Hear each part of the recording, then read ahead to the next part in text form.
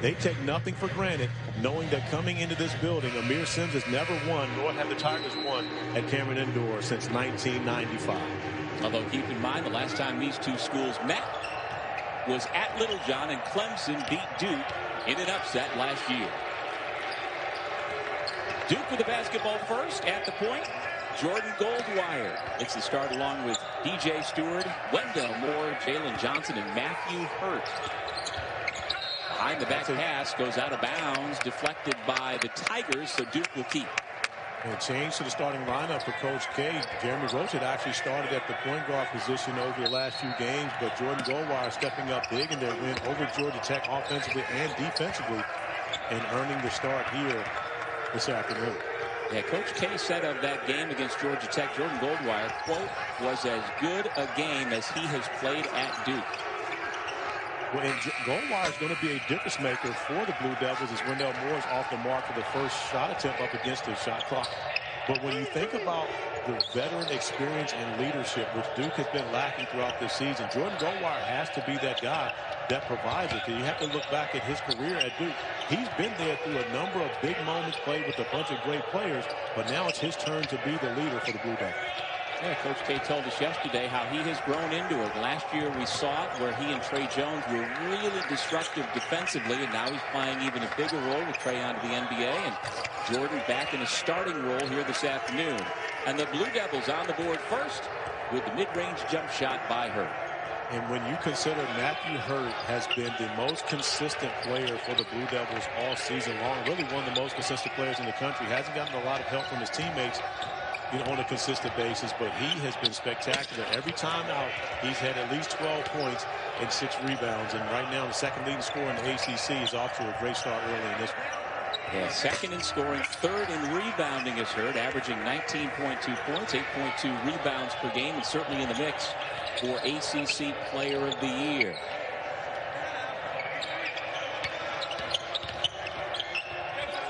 Off the bounce, Newman, no.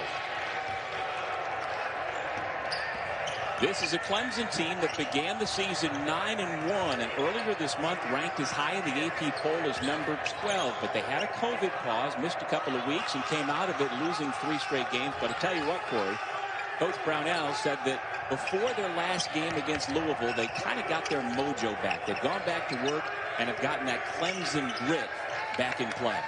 Well, and Coach Brownell also told us that, during that COVID pause and really by not having practice for 7 days, he felt like his team lost that competitive edge that had gotten them to the point to where they were. You look at the first 9 games at the 9-1, but more importantly, you look at the opponent points per game. In the last 4 games, 74.5 points per game. Virginia put up 85 on them at Littlejohn Coliseum.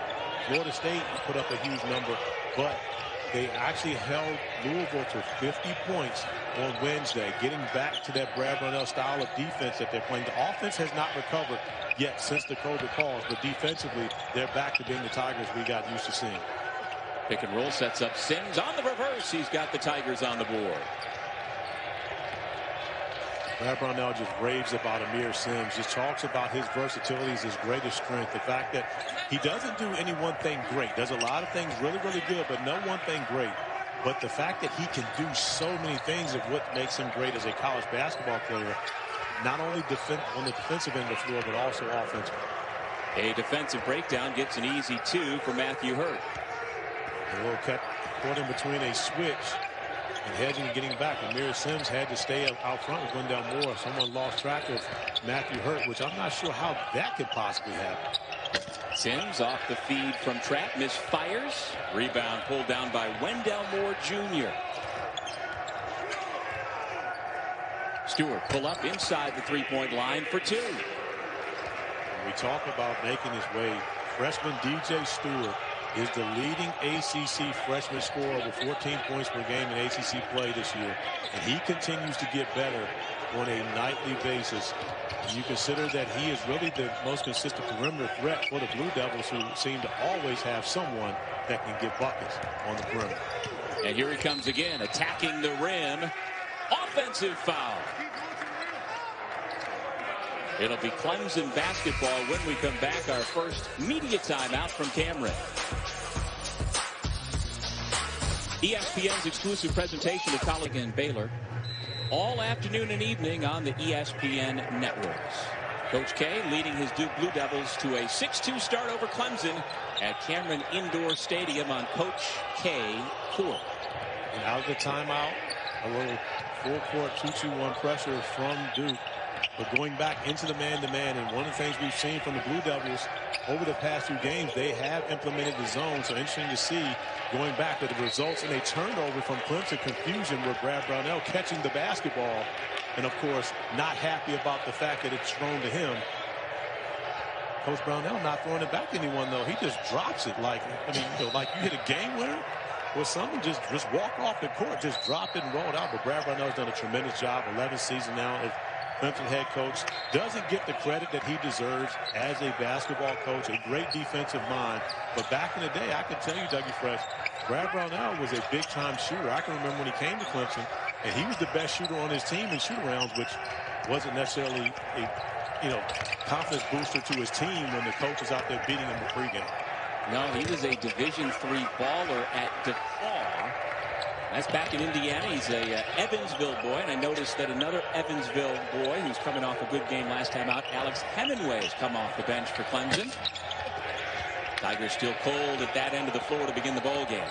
Now, you talk about Brad Brownell as a shooter, but he and Alex Hemingway, father, actually played soccer together, believe it or not. So Brad Brownell not only nice with the hands, but great with the feet. You have to be good with your hands and feet if you go to a university named DePaul, correct?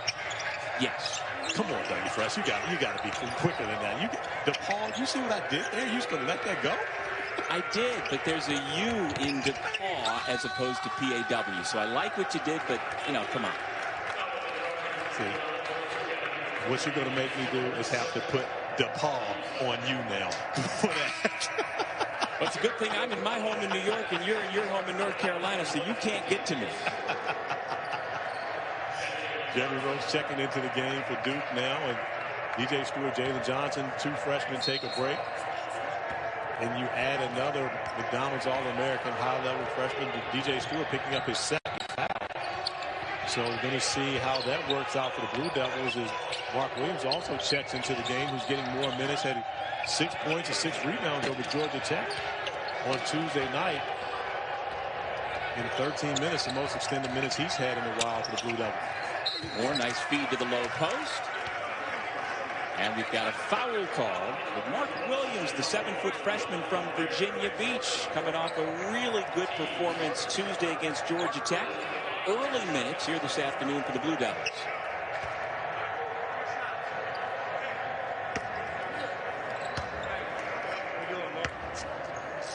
Young man out of Norfolk Academy. He is now only 1 for 4 from the free throw line, and big changes for the Clemson lineup. But for Mark Williams, what has he done now to show Coach K, Corey, that he deserves more minutes in late January? Well, one of the things he can do, Doug, he can protect the rim, a big-time shot blocker. And when you're Duke and you play defense really out in the passing lanes, oftentimes guys will get backdoored or you can get beaten off the dribble because they don't really like to allow you to run your offense. And so when you do that, you need to have a shot blocker in the back, which they've had over the past few seasons, whether you consider Zion Williamson, you consider Vernon Carey.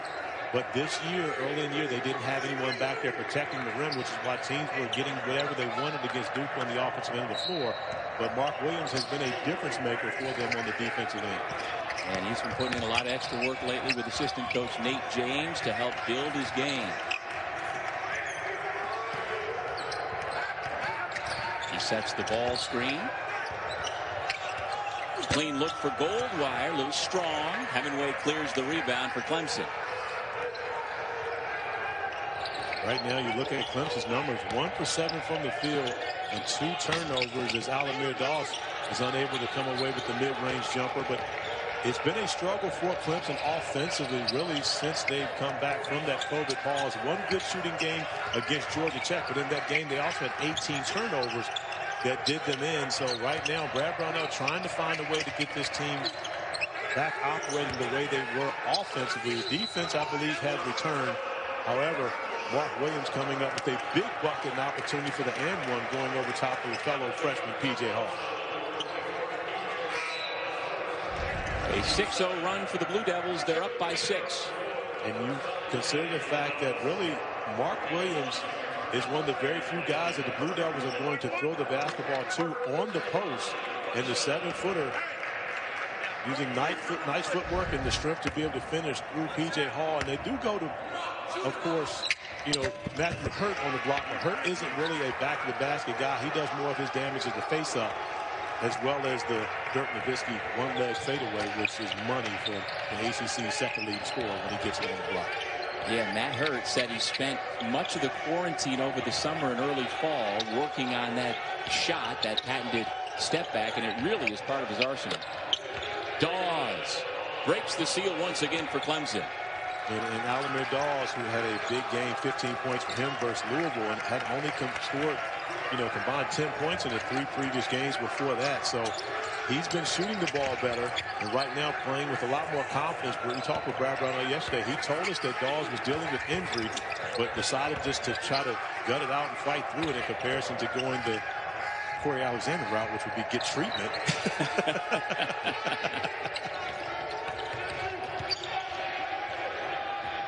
Off the steal. Johnson punches it.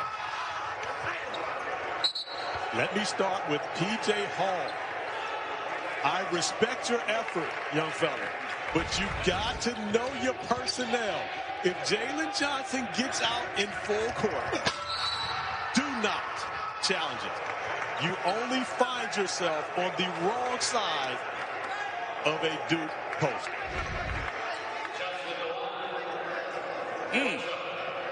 The 6'9" freshman from Milwaukee announces his arrival in this ball game. I wonder if his draft grade might have just gone up. He's already supposed to be in the lottery. Can he get in the conversation, Corey, for maybe #1 overall? Come on.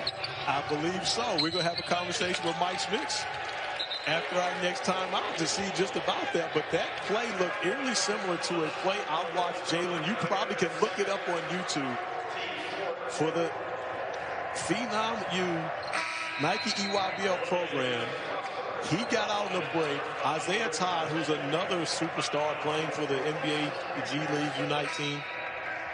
And Isaiah Todd made the wrong decision just like P.J. Hall just made on that one. Oh, I love the effort, but you just got to know who you're dealing with. And Jalen Johnson, as athletic as they get in college basketball, we're going to be seeing that one. We're going to be seeing that one a lot today. When you check SportsCenter top 10, it may be one of the plays of the week. And I'll tell you what, that's just another illustration that that foot injury is a thing of the past for Jalen Johnson. The lob over the top for Williams. And Mark Williams making an immediate impact for the Blue Devils coming into this game. You talked about his game against Georgia Tech, and his confidence has grown significantly just in the past week when you consider he wasn't really getting much action at all, but getting the job done offensively and defensively on this last possession.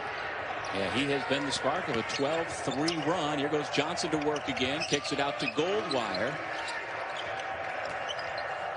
Inside they go. The lob again to Williams. Got a fingertip on it, but couldn't control it.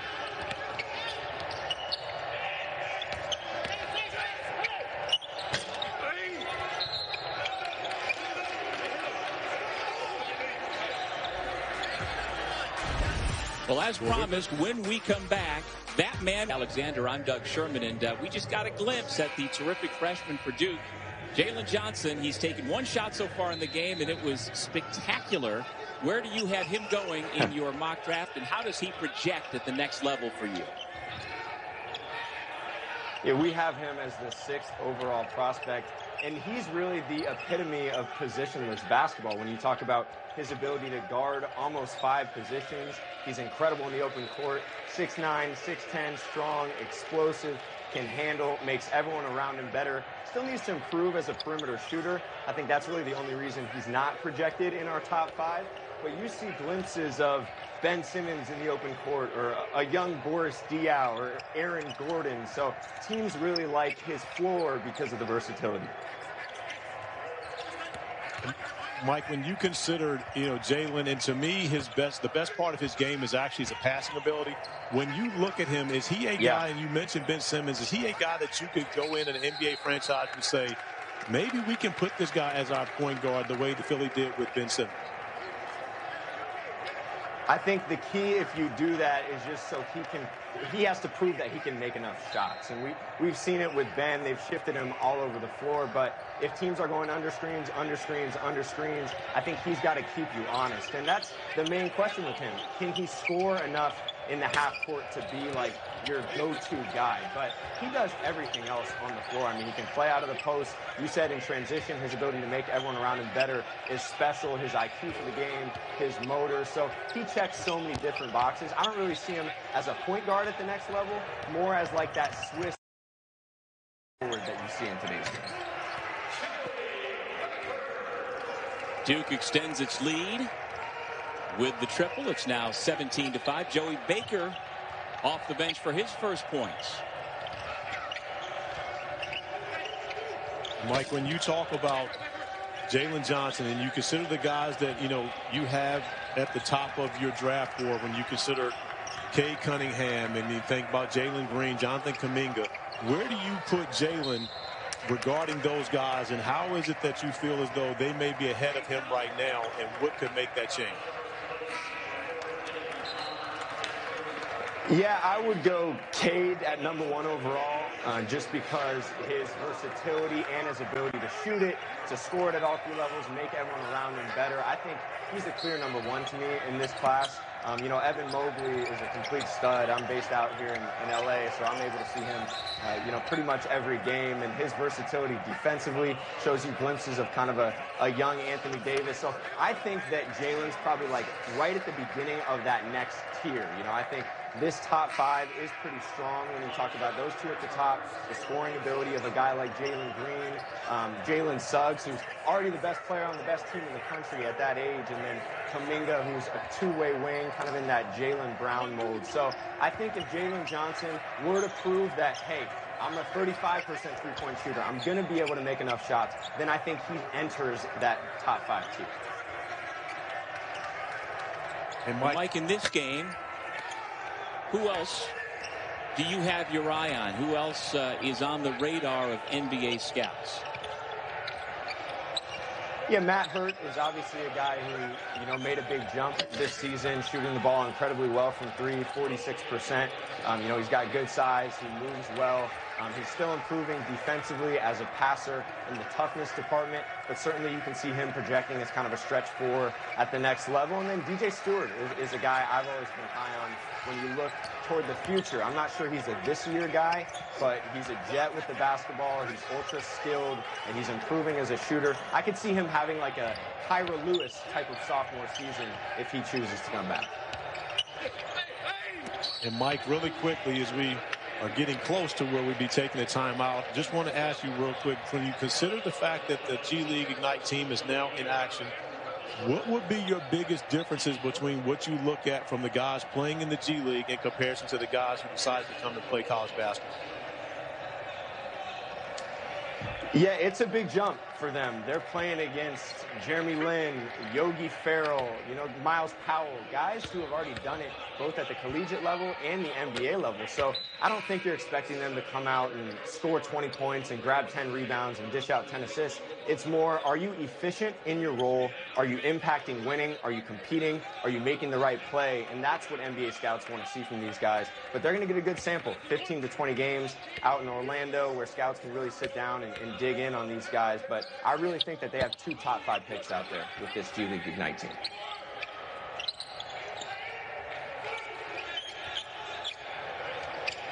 And just to hit Clemson, we just saw Amir Sims at the free throw line. He's their senior leader. Does he project? Where might he be able to land professionally in your eyes?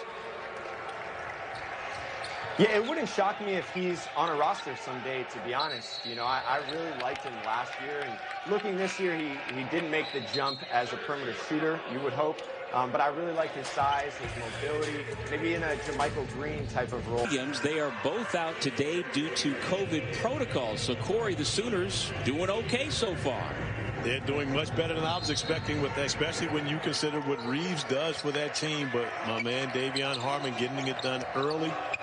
A young man who knows about winning. 2 gold medals for him as well for USA basketball. So Davion Harmon stepping up on the big stage, getting it done for Oklahoma, playing under man is Jeremy Roach. Steps up and knocks down the 3. The second basket for Roach, who hadn't actually scored in 2 games, but now 5 points for him, 2 for 2 field goals coming off the bench in this game in comparison to his starting role that he's been in really for about the last 6 or 7 games for the Blue Devils. Nick Honor gets those 3 back, and I'll tell you what, the Duke reserves are outscoring the starters so far 13-9 for their total of 22 points. Well, and when you consider the Blue Devils team and you think about who their reserves actually are, Jeremy Roach, McDonald's All-American, Mark Williams, McDonald's All-American. You know what I mean? Again, it's not as though they're bad players coming in, young, but not bad players at all. We have a full day of college hoops today on ESPN and the app. Number 15 Kansas squares off against number 18 Tennessee in Knoxville at 6 Eastern. And then at 8 we've got the number 1 team in the nation, Gonzaga, taking on Pepperdine in a West Coast Conference clash. And I understand there will not be snow in Malibu for that game tonight like they had last weekend. Can you believe that, Corey? Snow in Malibu, California. I cannot believe that, but, you know, in 2020-2021 season, I guess anything is believable at this point, so we probably shouldn't be surprised by it. I tell you what I do like. Matthew Hurt's beard game is strong. I can appreciate what he has going on around the chin area right now. So while he's in the mix for potentially being most improved player in the ACC, you think he might also be most improved in the facial hair game? Oh, absolutely, facial hair game. And again, you know, as far as most improved, I believe that he will have a case when you consider he's scoring over 9 points per game than he did a year ago. But he was really good last year as a freshman, too. And you think about the other guys in that conversation with, you know, Quincy Guerrier as well as Isaiah Wong. Those guys didn't have the impact that Matthew Hurt had a year ago. Matthew Hurt had a 2010 game last year against Virginia Tech. I mean, he's had double-doubles in the past. You know, so he's a guy that's going to be, it's going to be tough for him to get it simply because he was so good last year as a freshman. And you know what? Where would the Blue Devils be this year without him? You know, he's been shooting very, very well from the perimeter, 46%. His teammates, though, without him, only shooting 29% from beyond the three-point line. Timeout at Cameron will be right. During the offseason has really improved his game with his back to his basket. Not that he's going to really overpower guys, but his ability to shoot the one-leg Dirk Nowitzki turnaround fadeaway at such a high percentage has really made him a spectacular post player to go along with the knockdown shooter that he's been his entire life. And Corey, I'll tell you what, one thing in Duke's favor, Sims feed inside, nice job to finish with the left hand John Newman. Duke now, I think, has 2 guys who you can comfortably say they can play through either in late game situations. Matthew Hurt, of course, and now Jalen Johnson. So are you discounting DJ Stewart? No, but until he does, like both Jalen Johnson and DJ Stewart continue to adjust to the college game. I mean, it's a much more physical game than they have been accustomed to, as you know, better than I do, certainly. And we saw in their game against Georgia Tech, Jalen multiple times late and one. Traditional three-point plays playing through contact. I don't know if we've seen as much of that from DJ just yet, but either way, they've got 2, and if you want to make it 3, it all bodes well for the Blue Devils. Well, just like Amir Sims, I'm going to make it 3 because when you consider what DJ Stewart does, and, you know, we talk a lot about Jalen Johnson, and deservedly so. He is a special talent. But when you talk about being a very good college basketball player, DJ Stewart in his debut scored 24 points. Now, everyone talked about the 19 points, 19 rebounds that Jalen Johnson had, but DJ Stewart scored 24 points in that game. He's averaging 14.7 points per game in ACC play as a freshman, which is more than his teammate Jalen Johnson or any other freshman in the league, and also shooting 46%. So when you think about those numbers, DJ Stewart, to me, is adjusting very well to the game. And when you consider the fact that he is a perimeter player that can put up heavy numbers for the Blue Devils. Sims commits the foul. Here's our big Monday games on ESPN and the app. Duke squares off against Miami at 7 Eastern. Then we head to the Big 12 for the matchup of the night. Number 24, Oklahoma, takes on number 10, Texas Tech in Lubbock. And again, we don't know if Reeves and Williams will be available. They are in the COVID protocol and missing Oklahoma's game this afternoon. Of course, we talk a lot about Johnson and Stewart, and they both check back into the game. DJ Stewart playing with the 2 fouls as Matthew Hurt continues to perform on a high level right now. And, you know, we talked about Clemson and really just having a hard time finding their shooting touch since they've returned from the COVID protocol and the pause that they were on for 10 days. And right now, the Tigers 6 for 22 from the field at only 27.3%. They have made 3 of their 9 3-pointers, but, you know, that is also a change from where they were. Clemson has taken 30 and 35 3-pointers in their last 2 games. So even their number of attempts is down against the Blue Devils, who play out in the passing lanes, don't give up as many threes as many teams do when you pack it in defensively. So the points off the turnovers, 12-0 in favor of the Blue Devils. Nice drive and finish for Clyde Trapp. And that's where I honestly believe that Clemson needs more production from. And Clyde Trapp, who has battled injuries, and, you know, Brad Brownell raves about how he is as a teammate. And then I love Clyde Trapp as a person. But he is better than his numbers are right now. And as a senior, I believe they need more from him, especially on the defensive end where there's a miscommunication allowing Jeremy Rose to knock down another. I'm sorry, that was Stewart knocking down the 3. Off the pick and roll, right to the rim to throw it down. Clemson gets to 20 points on the slam by Sims. And Clemson looks as though they're finding something that they can attack on the offensive end, but now it's simply about getting stops. Can they find a way to slow down the Blue Devils, who are firing on all cylinders on the offensive end of the floor? Jamin Brakefield, who has had trouble getting onto the floor the last 3 games since Johnson came back from the foot injury, getting out there and has the basketball now for Duke. Foul on the pass. It's a blocking foul against Sims. Brad Brownell wanted to be able to attack later on as well of his dear friend and fellow Hall of Famer John Chaney. In this ball game, Clemson, the good news, they've made 6 of their last 9 shots. The bad news, time foul trouble. And when you consider the fact that 3 fouls on Amir Sims not only affects him here the remaining of the first half, but also the second half where you only have 2 to play with, and his reserve, P.J. Hall, with 3 fouls as well, Jonathan Baird with 2. So the entire front court that Brad Brownell is used to being able to play in foul trouble, and P.J. Hall back in the game with those 3 fouls. Coach Brownell understanding that right now is not much he can do. Just let him go ahead and try to play through it. But that's definitely risky dealing with the freshman. Well, what Coach K told us yesterday about dealing with Amir Sims, and, you know, Sims hurt him in the win at Clemson last year. He said Sims is one of those guys who creates shots for his teammates even when he doesn't have the basketball. And how do you explain that, Corey? What does he mean by that, and what Amir does for his teammates in so many different ways? Well, one, when you draw a certain level of attention and the opponents have to know exactly where you are at all times when you're the top of the scouting report, that can often open up opportunities for your teammates simply with your presence on the floor, not even with you having to have the basketball. So I'm sure that that's part of it. But when you consider the fact that Amir Sims is a very cerebral player, when his ability to pass the basketball and play the position like a guard in the post. And so when you consider that, even without the basketball, he's able to communicate with his teammates what's going to be open, what's going to be available.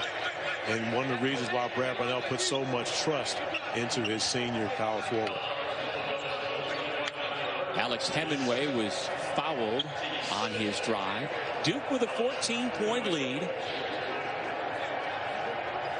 And Hemingway at the free throw line, the sophomore from Newburgh, Indiana, out of Castle High School. These will just be the 3rd and 4th free throws for Clemson. Although Duke is now 8 for 10 at the free throw line, and that's been an area of concern for the Blue Devils all season long. Their opponents have actually attempted 43 more free throws coming into this game. than the Blue Devils have. But I want to give due credit in this game for being aggressive, attacking the basket. Not everything has been settling for three-point shots.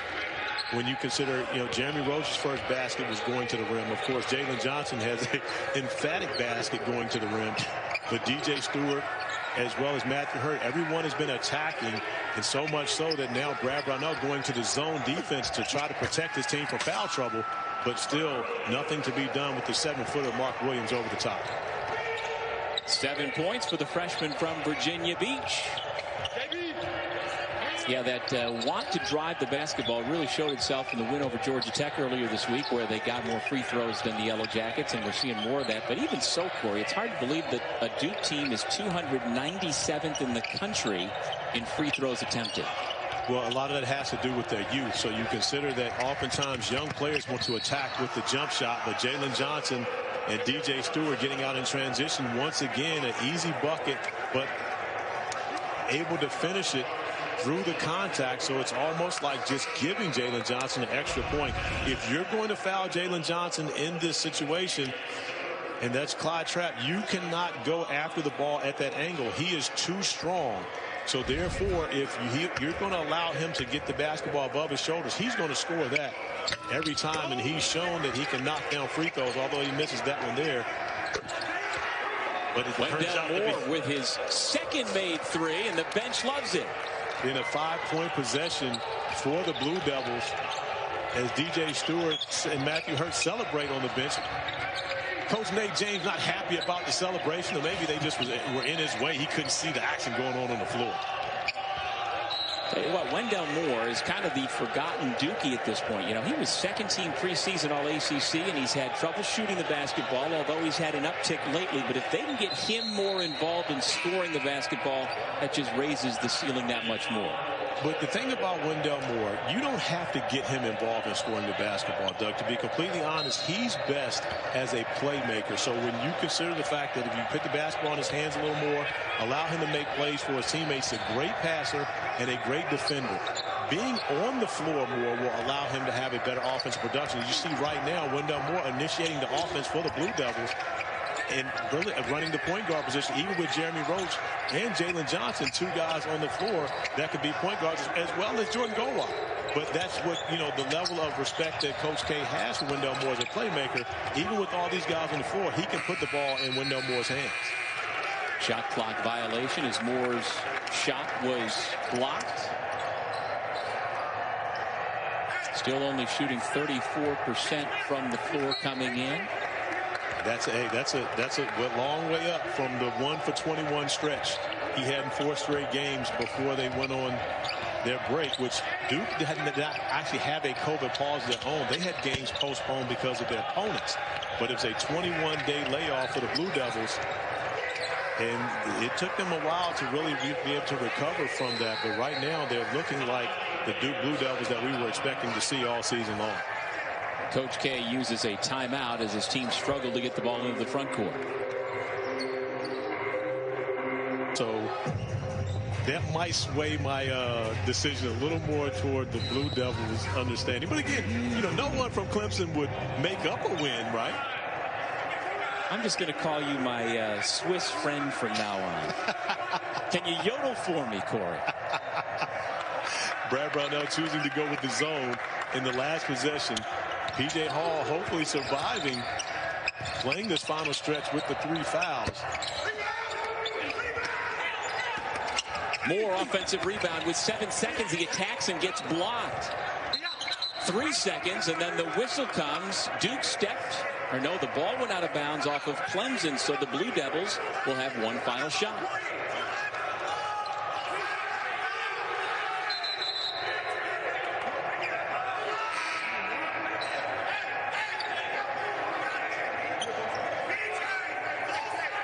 Going to bring Williams in and take Johnson out. Goldwire will be the trigger man along the baseline. Well, if there's a screen set for someone going to the rim, it's going to be from Mark Williams. Throw it over the top. Moore, no. And that ends the half. Great balance for the Blue Devils. The bench has produced. The starters have been good. And they have turned those Clemson turnovers into valuable points. Pushing the break, getting it to Johnson. Once again, was able to finish through contact. And that's been the difference for the Blue Devils here in this first half. Great balance for Duke. Matthew Hurt has 8, 7 apiece for Roach and Williams off the bench. And 6 points for Wendell Moore. Meanwhile, for Clemson, their lead scorer, not surprisingly, Amir Sims. But he's got 3 personal fouls, Corey. What can Clemson do to chip away here? Well, one of the things you would like to see him do is come out and get a stop on the first possession, which did not turn out that way for them as Duke knocks down another 3 to increase the lead to 22. But you may want to consider playing the zone. And I know Brad Brownell doesn't like zone, but in order to protect Amir Sims and keep him on the floor, and also what that does, Coach K actually went to Mark. Although Mark Williams had a great first half, when I've got to play defense in comparison to having Matthew Hurt or, you know, one of the other guys on that block area, simply because he put so much pressure on you throwing the ball over the top of the rim. So tough decisions for Brad Brownell right now, but somehow or another they're going to have to offense because they're firing on all cylinders right now. Yeah, Corey, you mentioned during that first half as Clemson attacks off the inbound that, you know, this freshman class came in number 2 rated as Clemson attacks off the inbound.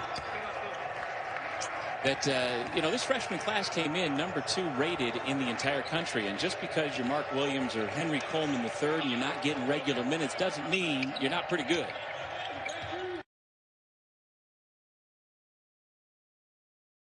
That your season is finished. You know, Mark Williams didn't play a lot early this year, but you've seen what he's done in his last 3 halves. 6.6 rebounds against Georgia Tech on Tuesday night, and he comes back in with 7 points here to start in the first half today. So, you know, stick with the program. And so many times, you know, in this society now, you want microwave results, but give Mark Williams a lot of credit for staying the course, sticking with his coach and his team, and giving them moments, staying prepared and ready when he got his opportunity.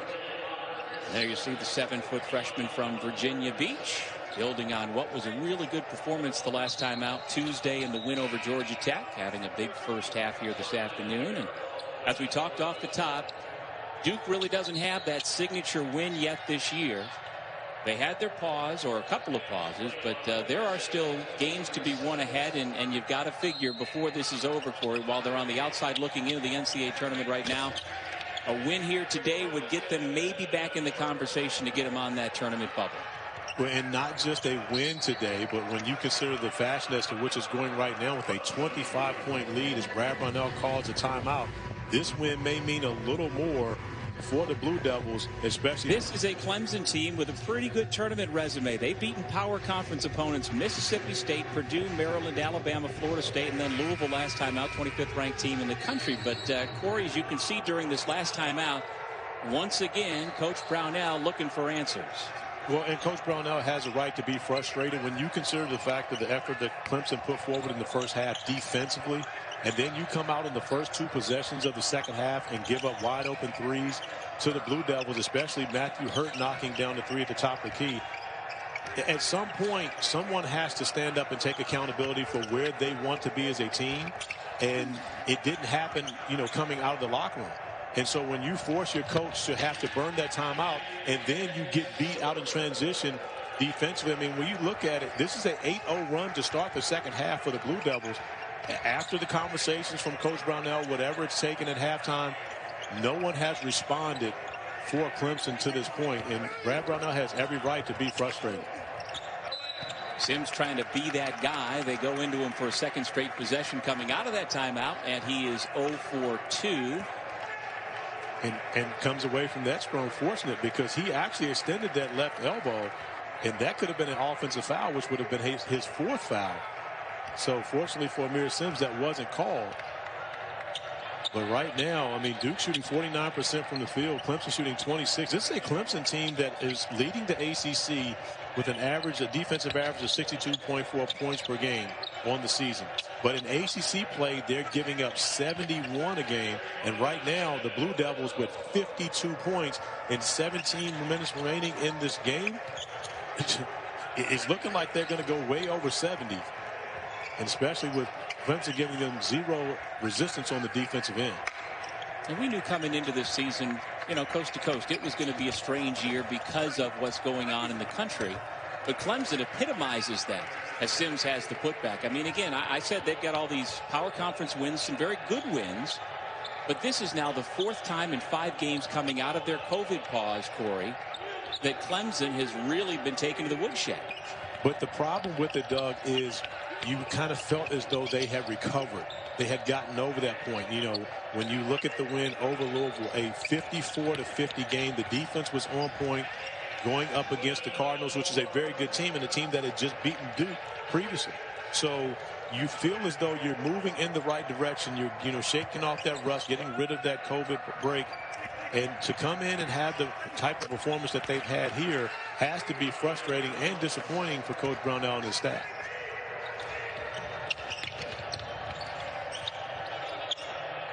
Matthew Hurt, one of 3 Blue Devils in double figures so far this afternoon. He's got 11, as does Wendell Moore. 10 points for DJ Stewart.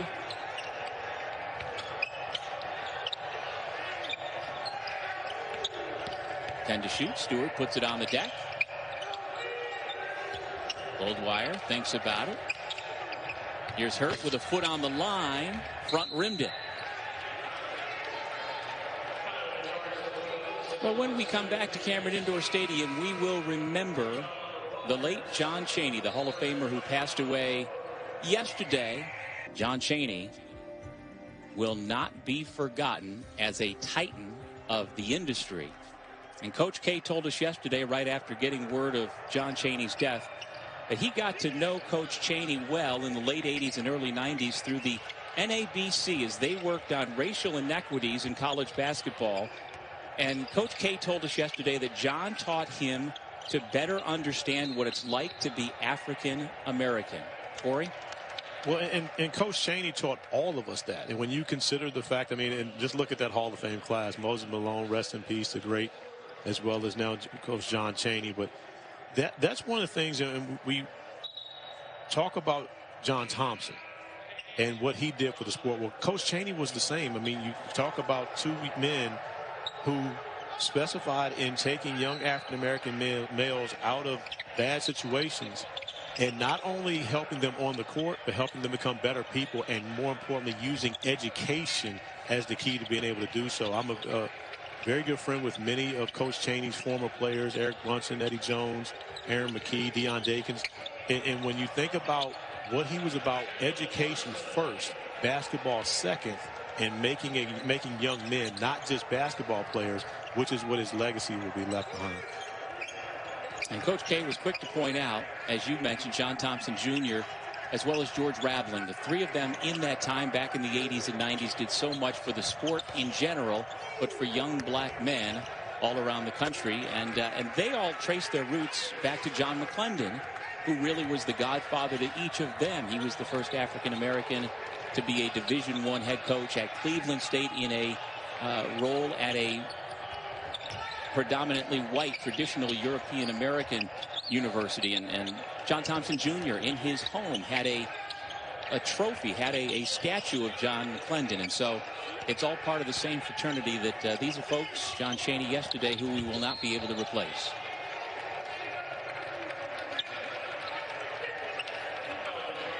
And also doing some digging, Coach K, very modestly said, yeah, we played Temple a few times. He didn't specify that twice Duke played Temple in the Elite Eight, Corey.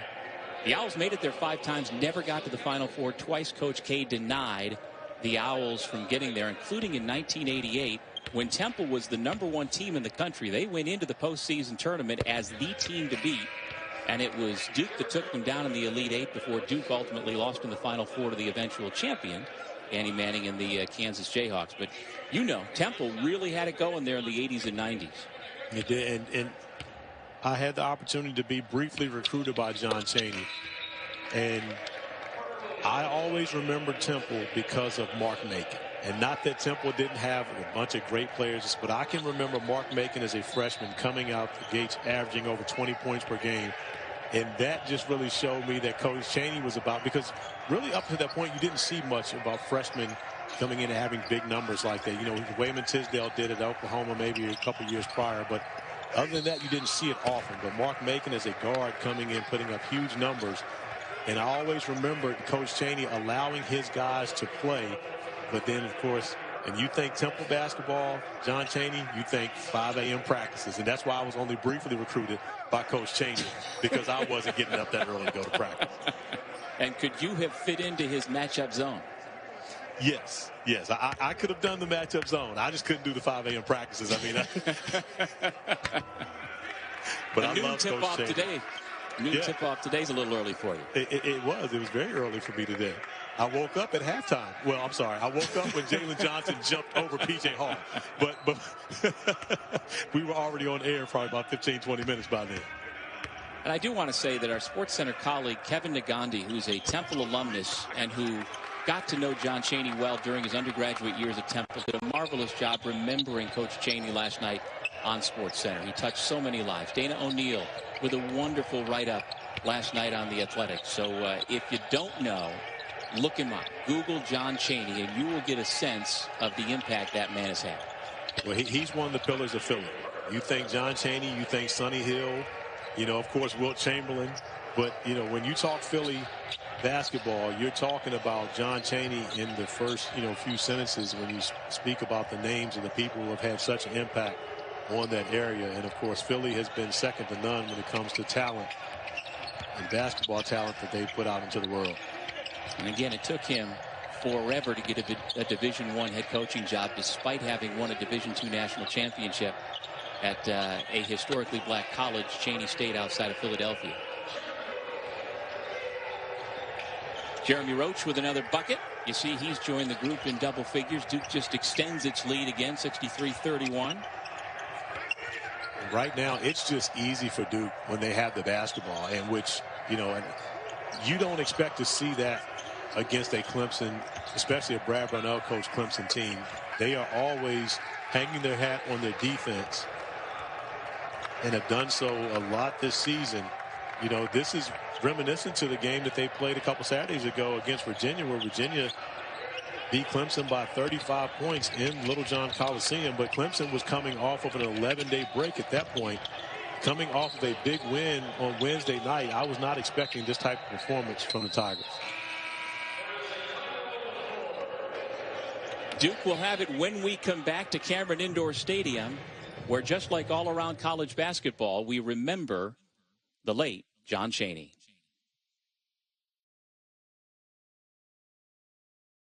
Of Duke have dominated Clemson from the start, and while Jordan Goldwire is not one of their 4 double-figure scorers, he's just doing what he does, Corey. Back in the starting lineup, 5 assists, no turnovers. He leads the ACC in assist-to-turnover ratio, and as a team, 17 turnovers, or rather 17 assists to only 5 turnovers so far for Duke as a squad. And that's been a big area of concern for the Blue Devils. They have turned the basketball over way too much this season, so Jordan Goldwire kind of steadying the ship on the floor has been definitely a calming force for this group. And when you consider the fact that when they are getting shots, they're shooting the basketball at 55% throughout this game, 43% from beyond the three-point arc. So if you're Duke, give yourself a chance and find a way to get shots up, because when you're getting wide open looks, as they have in this entire second half especially, it's going to be some big-time numbers put up from a lot of different guys. Goldwire not doing it in the scoring category, but he's doing it everywhere else. Yeah, he just got the rebound tip and what would be a hockey assist for the slam by Mark Williams, who blocks the shot at the other end. And here come the Blue Devils once again. And a beautiful find right there from Jalen Johnson. We talked about what is his best attributes with Mike Schmitz, and you see it right there, just getting out in transition, finding his teammates, making the right play.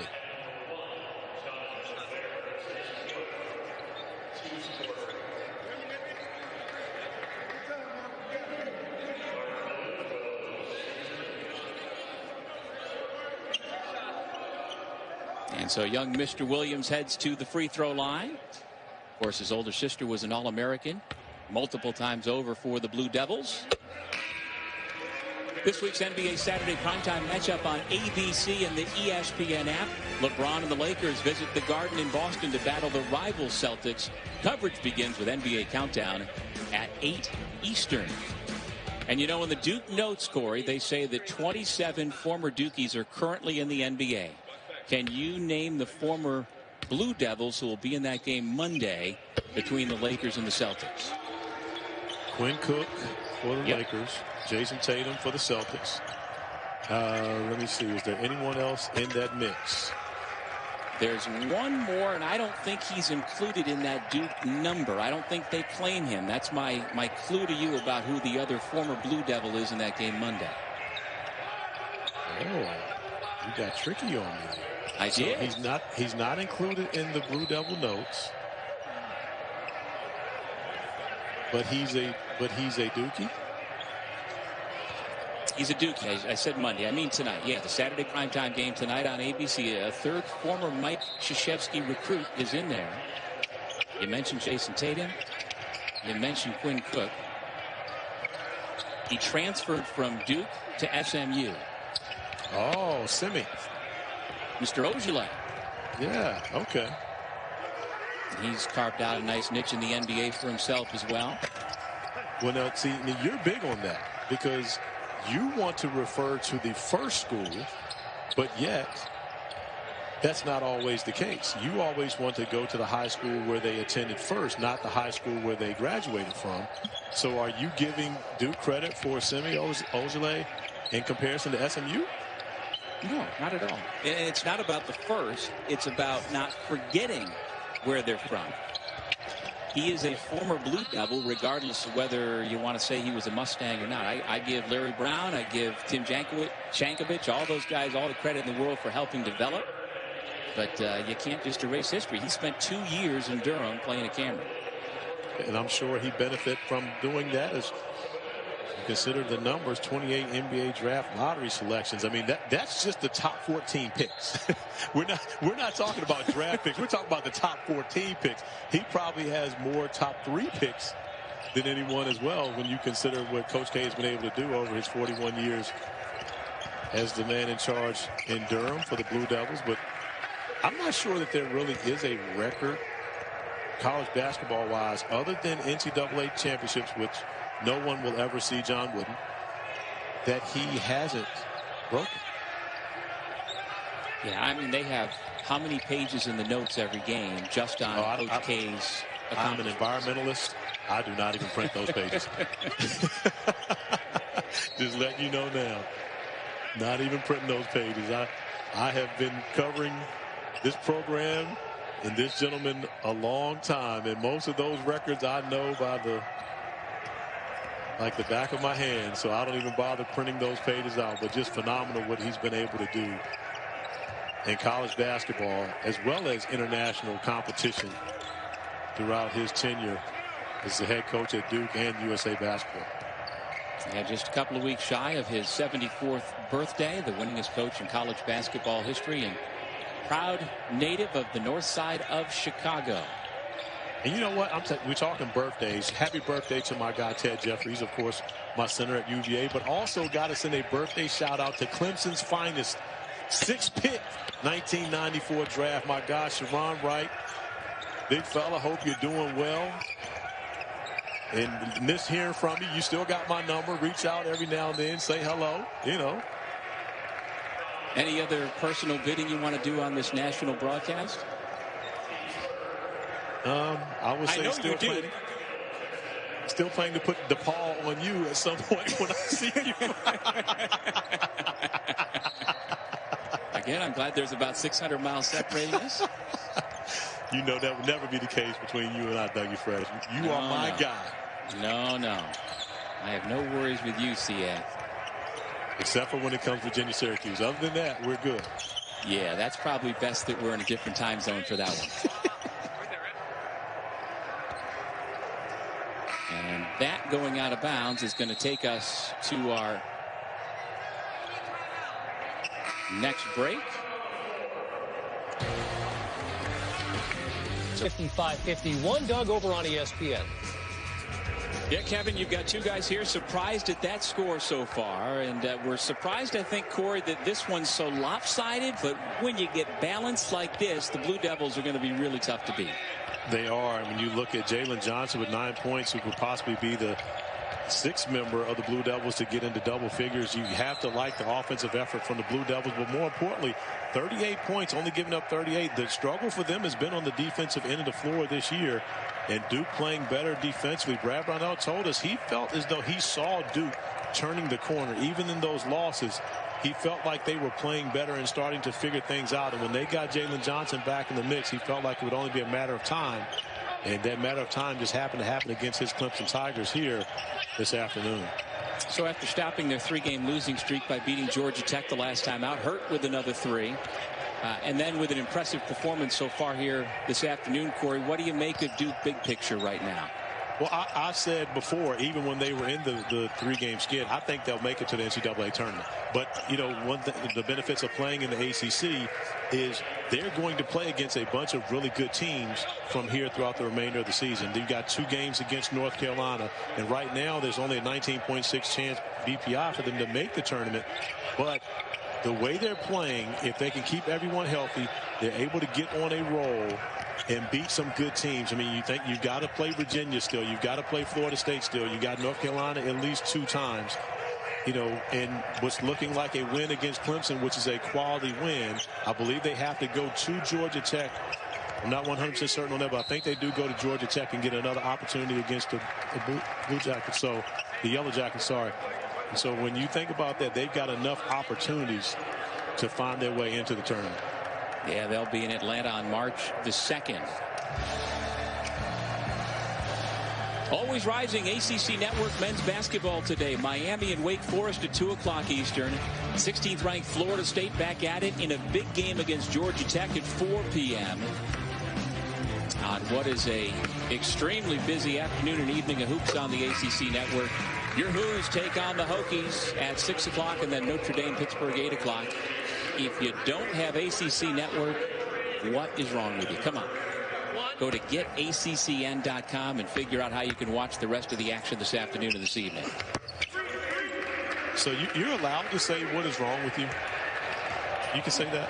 Okay. So should I have said, when P.J. Hall jumped with Jalen Johnson, should I say, P.J., what is wrong with you? Why did you do that? Okay, all right. So I didn't want, I mean, again, I don't want to be harsh, but that's what I was thinking. Or I was more so thinking, P.J., what were you thinking on that play? I think it's okay. Okay. As long as you say so. Want to follow my lead, yeah. If you want to follow my lead, go ahead. Well, that means you get fired first. I'll see you on the unemployment line, buddy. Okay, back to your trivia question. So I didn't look at my phone. My guy, the ninth wonder, Grammy Award-winning producer, was texting me the answer to your trivia question where you had me stumped with Semi Ojeleye. He was trying to let me know. And ninth, of course, a professor here at Duke University as well as North Carolina Central University for the past decade.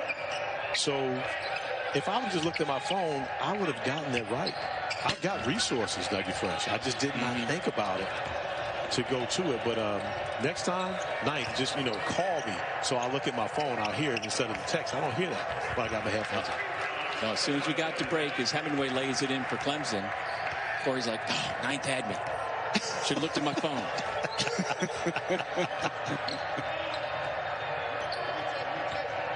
(72-44) Duke. Jordan Goldwire still on the floor, a little deeper into the bench for Duke to allow some other folks like Joey Baker, Jamin Brakefield to get extended minutes. Baker back on the bench after having made his second three-point shot. And there's Goldwire getting himself on the board.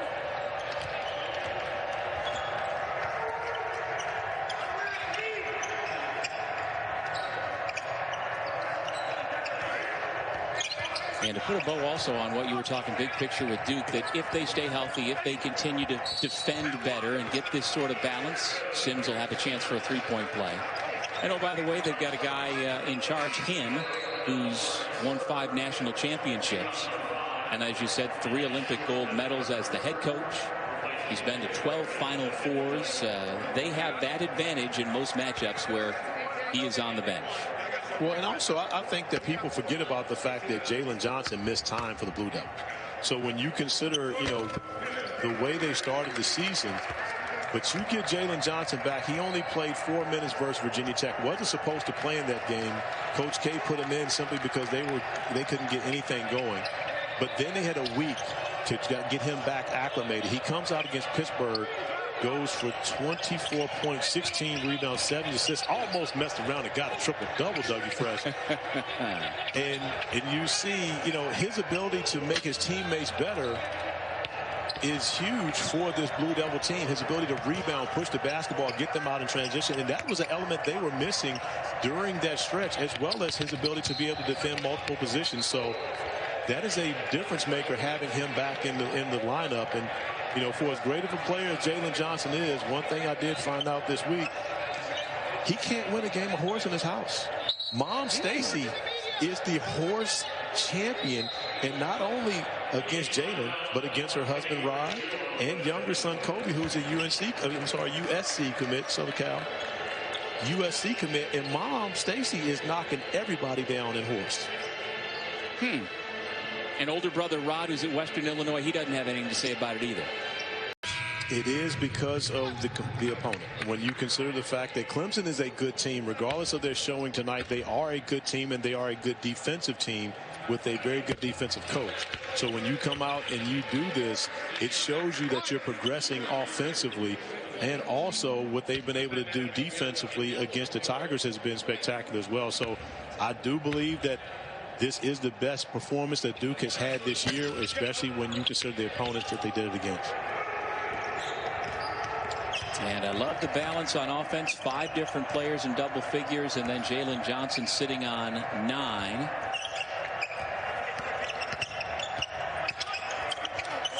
Nice back cut. Easy layup.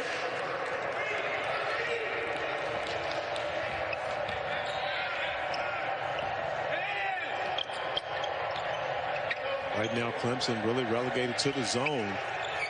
And they had to deal with that because of so much foul trouble in this game. Brad Brownell is a man-to-man coach, does not like to play the zone. And it's also difficult to rebound out of the zone. But right now you see Duke moving the basketball extremely well against it. But when you have the shooters that the Blue Devils have, it's going to be difficult to play against this team in the zone defense solely because they can stretch it so well. Sims off the steal, a nice feed by Nick Honor with the slam.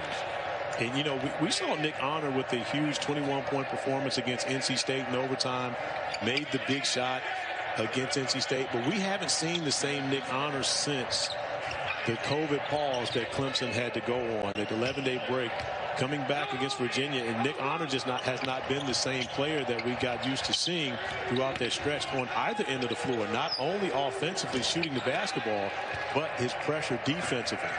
And he is a big part of Clemson's success. They need him to get back to that point. And he's a veteran player. We talk about a transfer from Fordham. And right now, just 3 points for him, 1 for 7 from the field and 1 for 6 from three-point range. And I believe that his shooting has affected what he's been able to do defensively as well.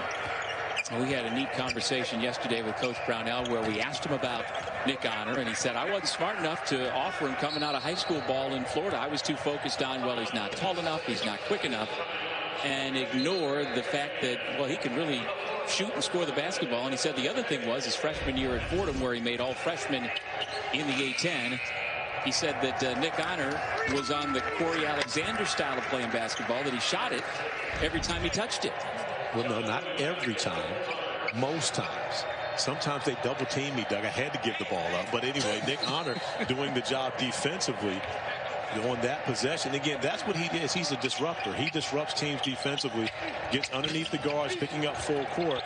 But, you know, when you get guys in foul trouble and you have to play a zone, there's not really many opportunities to do that. And also, when you're not scoring the basketball, you don't have those opportunities for full court pressure. So Clemson's offense really, in my opinion, kind of bogged them down today in this game. And we've seen that a number of times from them, but that was not the case against Louisville, where they struggled offensively. They still did the job defensively, and that's where you kind of felt like Brad Brownell's team had turned that corner where they didn't have to rely on scoring to win games.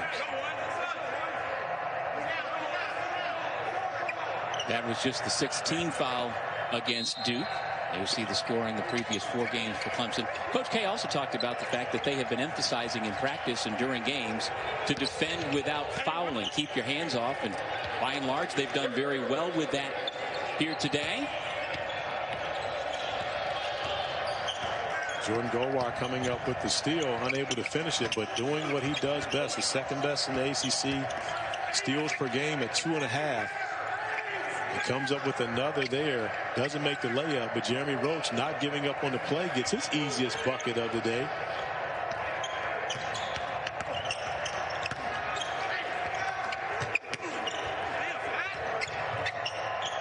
Long rebound tracked down by Olivier Maxence Prosper.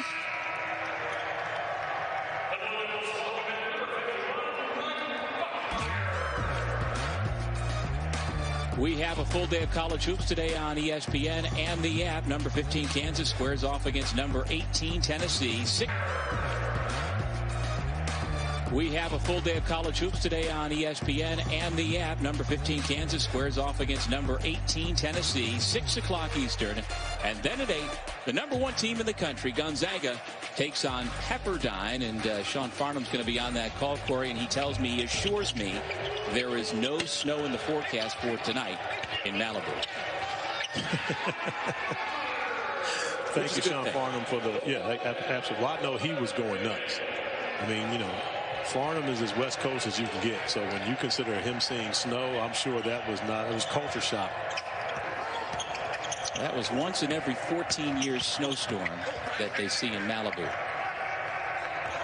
Final 45 seconds at Cameron Indoor. Duke on the verge of winning its second in a row and improving to 5-3 in league play. And we showed the top half of the standings coming into the broadcast, Corey, and talked about how important this was for both of these two teams. And Duke continues to trend in the right direction. I agree. As our guy Henry Coleman misses a dunk on that possession. I don't know if we have time, but Doug, I got a bone to pick. Richmond Business Magazine named Henry Coleman one of the 100 people to meet in Virginia. Do you know who else lives in Richmond, Doug? I think I'm looking at him on a Zoom call right now. That would be me, and I'm not on that list. I do not understand how this happened. How does 19-year-old Henry Coleman make a list of the 100 Virginians you want to meet, yet I don't make that list? I think the word you're looking for, Corey, is introspection. No, that's not the word I'm looking. No, the words I'm looking for is what about me? That's what I was looking for. Introspection. We're not talking about that. But what about me? That's what we're talking about right now. Well, as you've now used this national platform for, I think, 4 of your grievances, your personal grievances today, is there anything else? You better be glad the time's about to run out. I got a whole list of them. Proud of that young fella, though. Proud of Henry Coleman. Love what he's doing and what he's bringing to the Blue Devils. Final thought, Corey? Strong performance by the Blue Devils. Clemson's got to go back to the drawing board on their defense, but strong performance.